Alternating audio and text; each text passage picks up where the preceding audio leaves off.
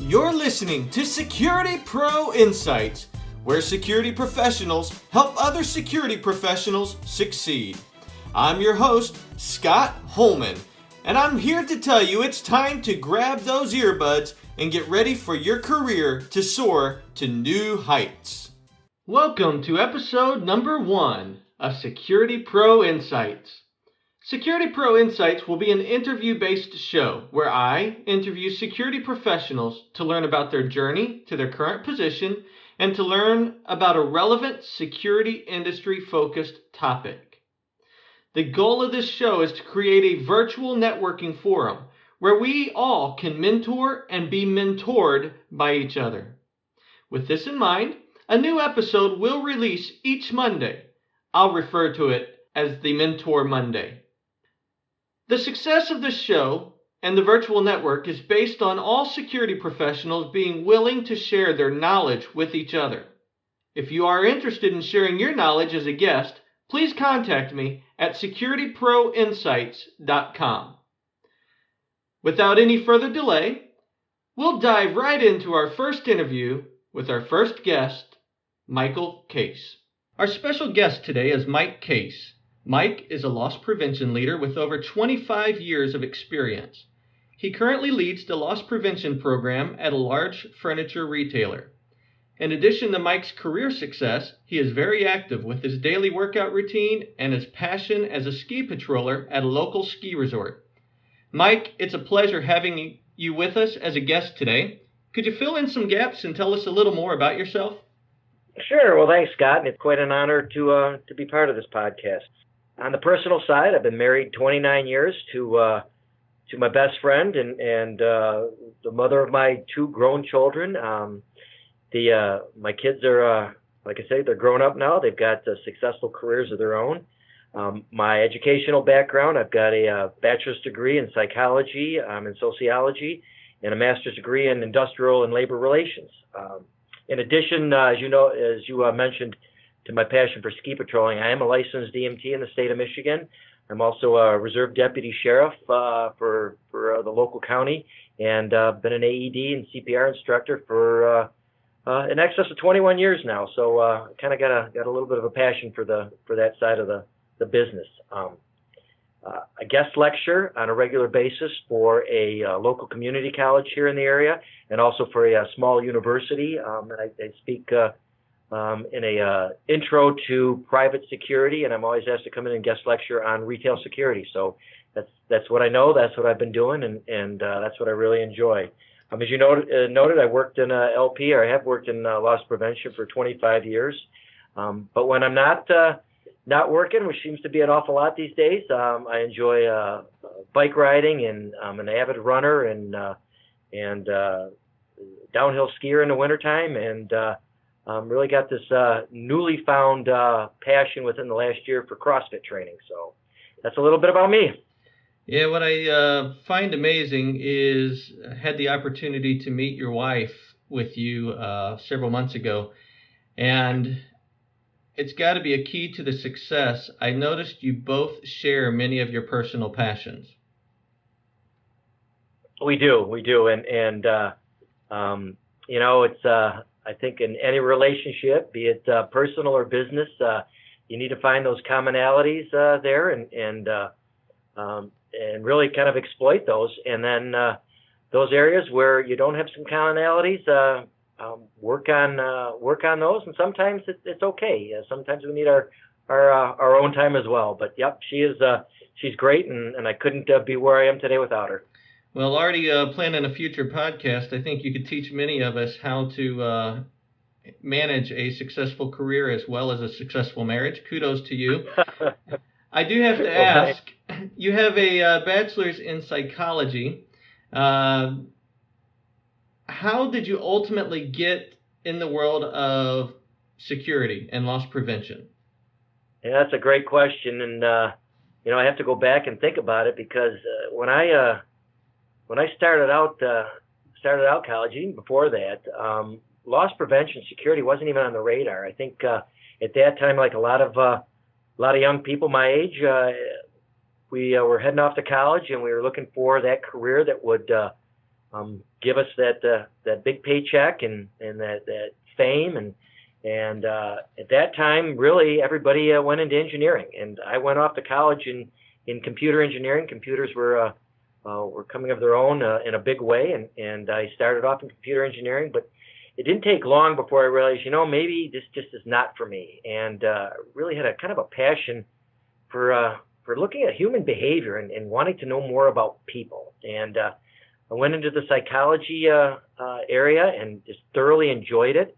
I was getting near graduation, and I met an individual by the name of Dr. Jacqueline Shear in our sociology department at my university.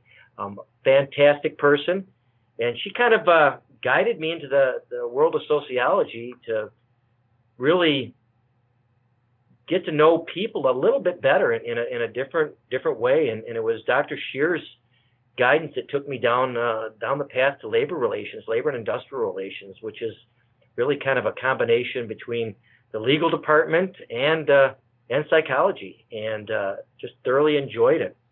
So as I was working on my master's, I needed something to supplement the income, and I started at a local retailer, just as a trainee in a home improvement department. And it was just going to be a 2-year job to get me through my master's program, because I knew, at the end of that, I'd have dozens of companies knocking at my door wanting to offer me a great job that paid a ton of money. And truth be told, as I went through my program, I started to really enjoy that retail field. And at the end of those 2 years, all those companies that were supposed to line up and offer me jobs weren't really there. And truth be told, I really wasn't pursuing it too much. I stayed in the retail field and advanced up through that.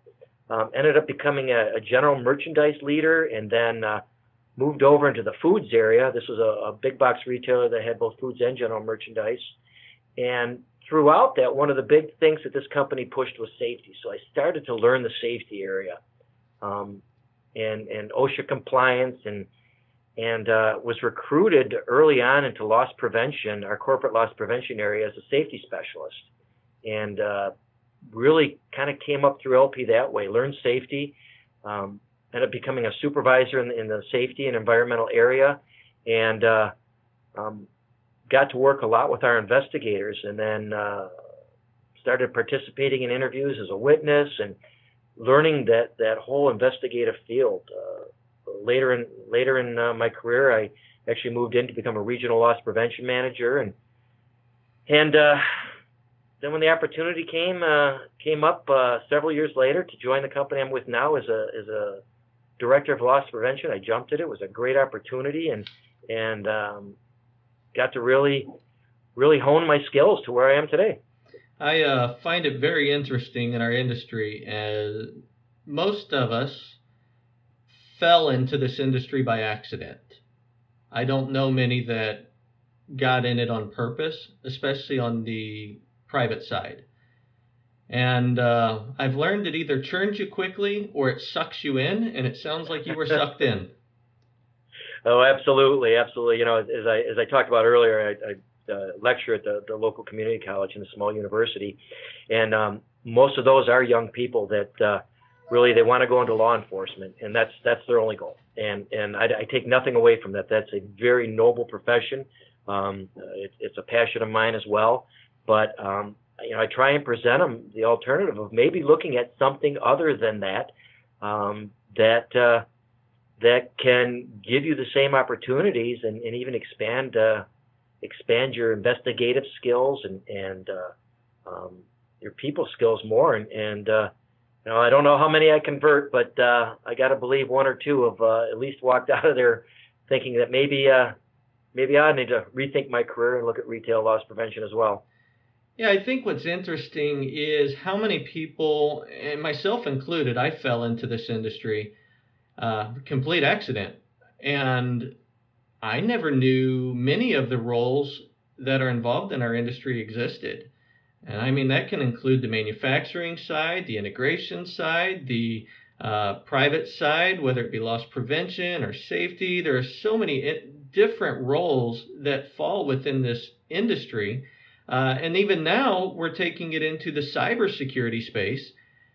And I think many young people just don't understand that there's a life out there greater and bigger than law enforcement. Oh, absolutely. I couldn't agree with you more.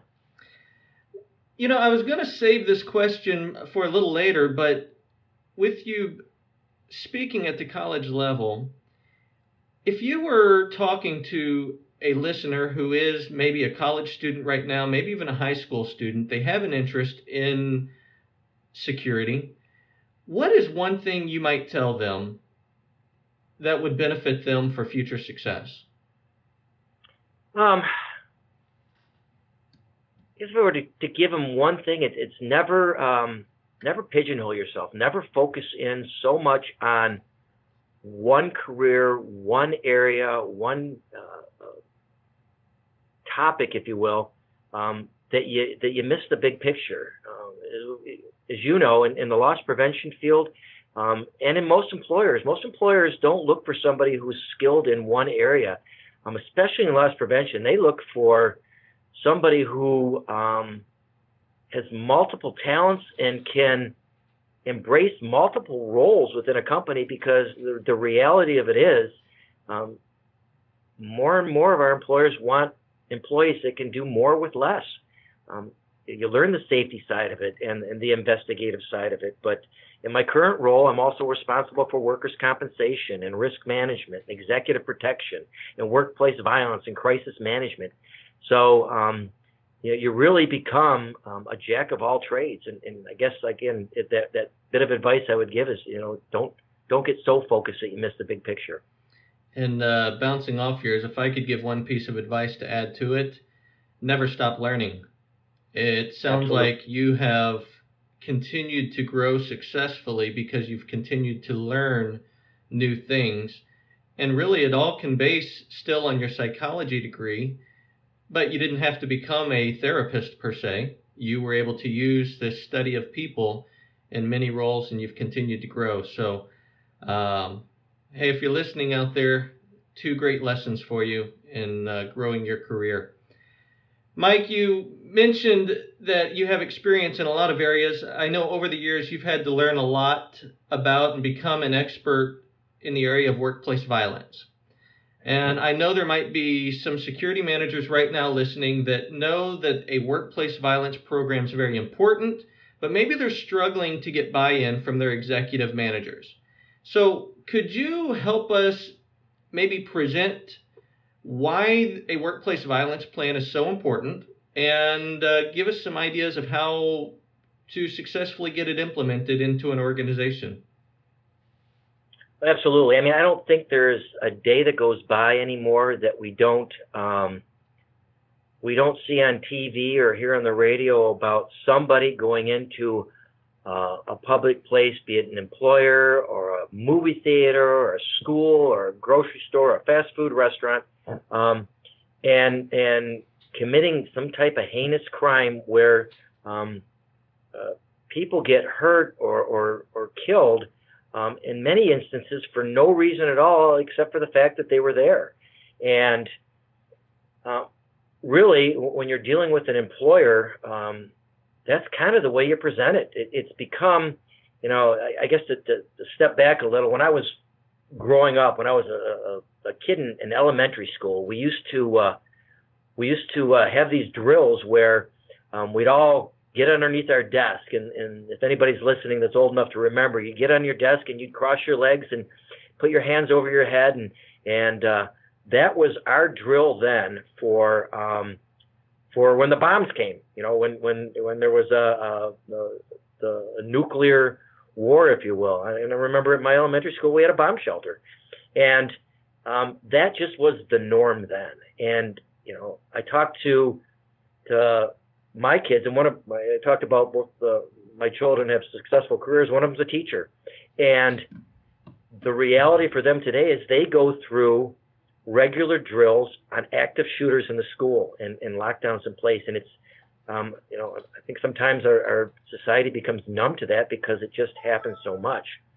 But the reality of it is we hear about it, but I think any CEO or leader of a company, it's got to be one of their worst nightmares, that would happen to them.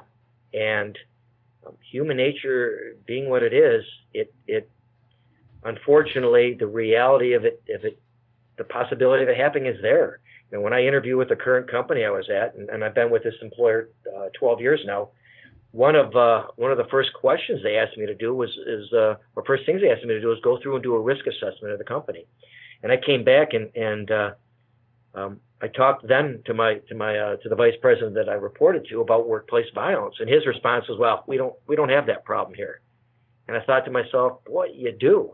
I dealt with hundreds of cases at my previous employer, and know that it did exist. And in fact, probably a month after I started, I had which still today is one of the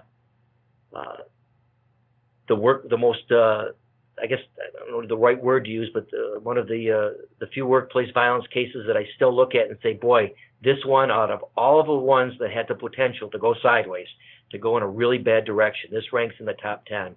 In fact, I use this case on a regular basis when I do lecture as a case study. Are you able to share a little more about that case with us? Sure.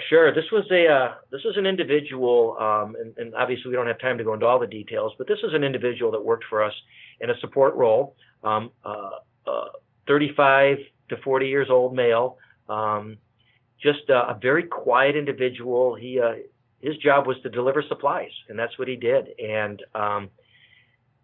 we didn't know a whole lot about his background. Obviously, being new to the company, I didn't know anything about his background, but we did find out later that he still lived at home. His father had died years before, and he was really the breadwinner for the family. Very tight, I guess is probably the word to say, family life, almost really dominated by his mother. He started to show some changes, started to behave in some odd ways at work, stalking behavior towards some of the females, acting out violently, talking about being set up. There was a lot of grievances about other employees. Just started to air some things that he never was like. Long story short, I intervened because most of the leadership staff didn't want to deal with him. They were scared. They were nervous. They didn't know how to handle it. And they kind of gave this to me. And as a side note, a lot of workplace violence cases we deal with, it's not necessarily dealing with the one individual, but it's dealing with everybody else. The victim management sometimes can take a lot more time than actually dealing with the individual who's making the threats or acting in a way that's not acceptable in the company. But this individual, we worked through the process, and he ended up being terminated from our company because of some of these unacceptable behaviors. There was some sexual harassment issues, some stalking issues, some insubordination issues. He was separated from our company. We found later that he actually checked himself into a psychiatric hospital, and he spent some time there. Because of the relationships that we can develop outside of work, we were able to follow him and understand what he was doing. He did, while he was here, make some very direct threats against some employees. Needless to say, those employees were still upset. We went for about 4 years where we didn't hear anything from this individual. The Loss Prevention Department, my team and I, did monitor him. And then about 5 years later, he had gotten a job at another retailer and lost that job. And like a lot of folks, he went back and really didn't want to look at his own behavior, but he said, the reason I lost this most recent job of mine is because of what happened 5 years ago at my old employer. They're the cause of it. And then he came back to our company, and we really started the cycle all over again. When I say he came back, we didn't rehire him, but he started the threats again, and we would find signs on our front lawns of our building, our corporate offices, that he had wrote on and started singling people out again. And again, we started with the whole victim management thing. That was in 2005 when this started, and that's still an open case for me because we still monitor him. We still know what he's doing. Unfortunately, like a lot of people, and in this particular instance, this individual had some psychiatric issues. He goes on his medication, off his medication. We found out that since the initial incident, his mother has passed away, so he's become a ward of the courts. It's just a lot of things going on that he wants to tie all the way back to when he worked for us. So it's an ongoing case, and still to this day, one that we pay very close attention to. I appreciate you diving into that. My brother works in the healthcare field, and in his early days spent some time working on the psychiatric floor of a local hospital. And me being in the security industry, he was chatting with me one day and let me know that he's never been more afraid to, just in everyday life, until after he worked on that floor and realized how many individuals really do struggle with some sort of psychological issue from time to time, yet seem perfectly normal, especially if you're just out on the street. I guess my question is, are there some triggers, some identifiers that we could be looking for that might jump out in the early stages to thwart some of the threats or risk before they become major problems? Oh, absolutely. I did my initial training, and I'm going to give a plug to somebody who I have a great deal of respect for, he and his team. But some of my initial training in threat assessment at workplace violence was through a group called Gavin de Becker and Associates, and many of you may have heard of Gavin de Becker. He's very well known. He's based out of California, very well known in the threat assessment workplace violence field. He and his team have supported a lot of celebrities, dealt with a lot of stalking issues. He was involved. He's worked with Oprah Winfrey. There was a big case years ago with Olivia Newton-John and a stalker that his team handled. So just a very knowledgeable of it. But he talks about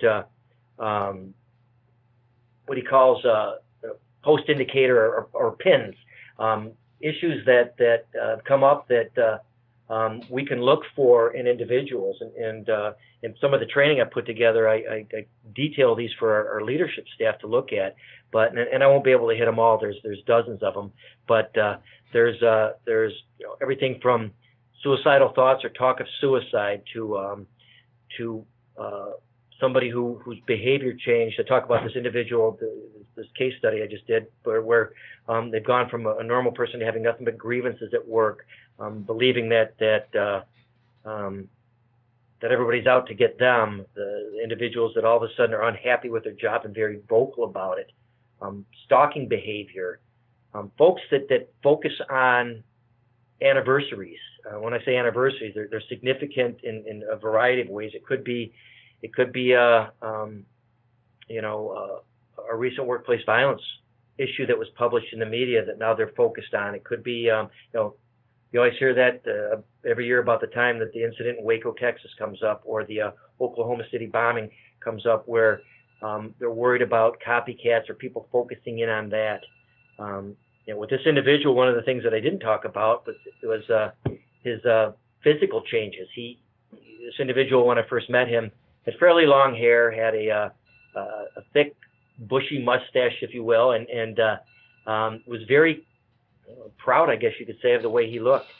Changed his physical appearance overnight, shaved his head and shaved off his mustache.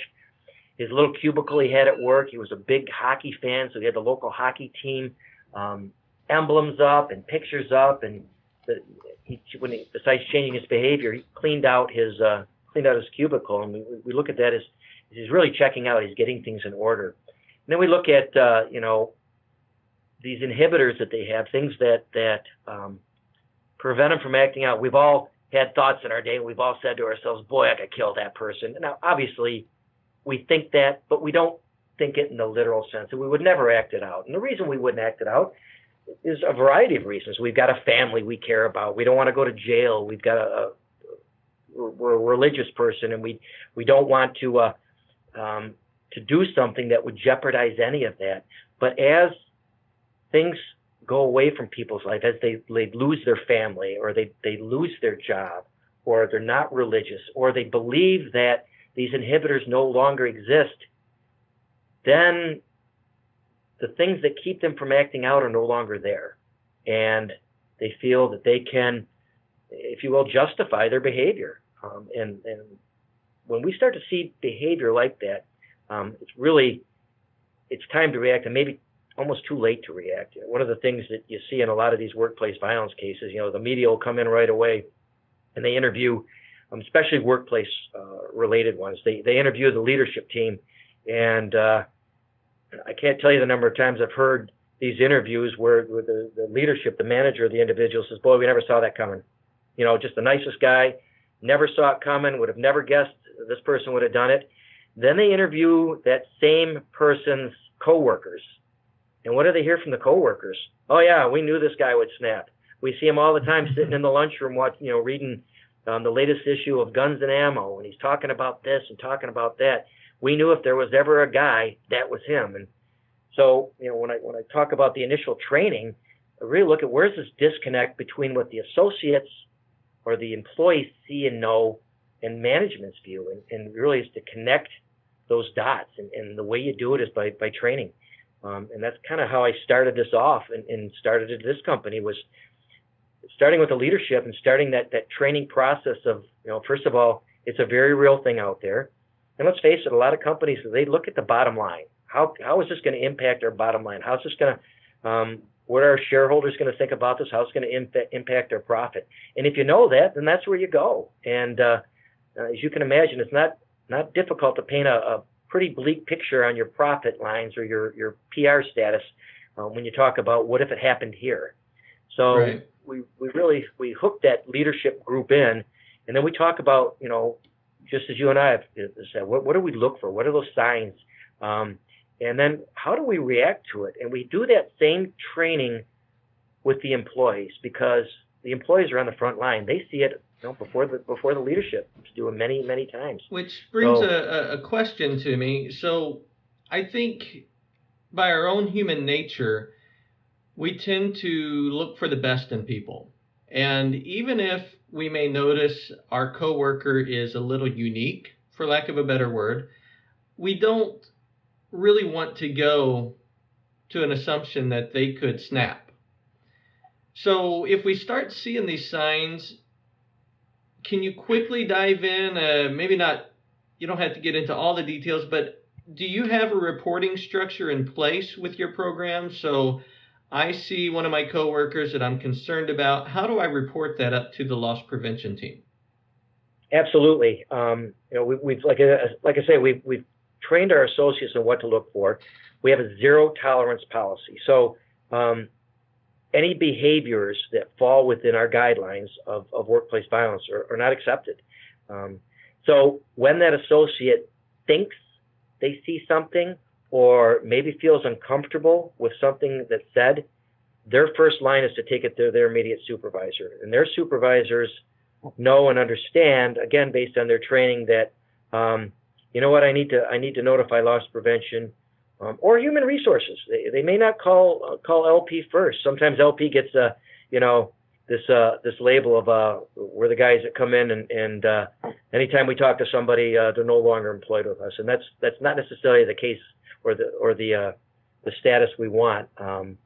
But sometimes they go to the human resource area, and we've developed a pretty good workplace violence threat assessment team, if you will, which involves loss prevention and human resources and our legal area and our benefits area, because a lot of times they'll get involved in it. So the reporting works its way up the chain pretty quickly so we can address it. And we do. I mean, when it comes to the priorities, if you will, there's not much that comes above addressing a workplace violence issue. And we deal with them on a fairly regular basis. And it could be anything from something somebody said that they weren't comfortable with to a rumor that somebody has a weapon in their car.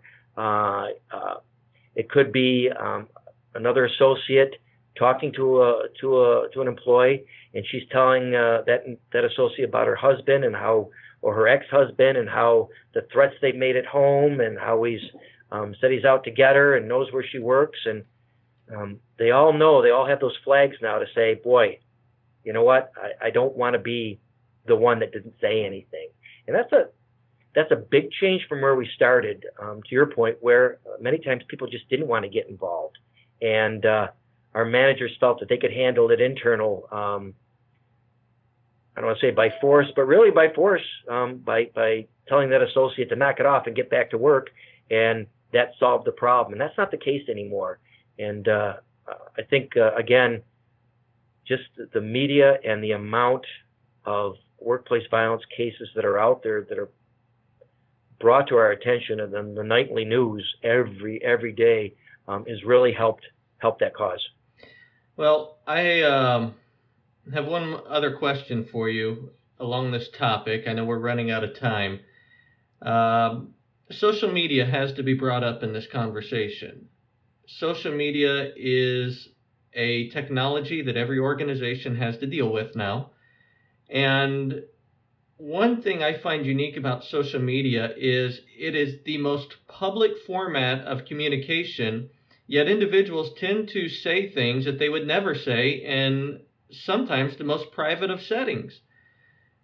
So, are there technologies that you are implementing or using or that you're aware of that maybe help you in your investigations of someone who may be a potential risk?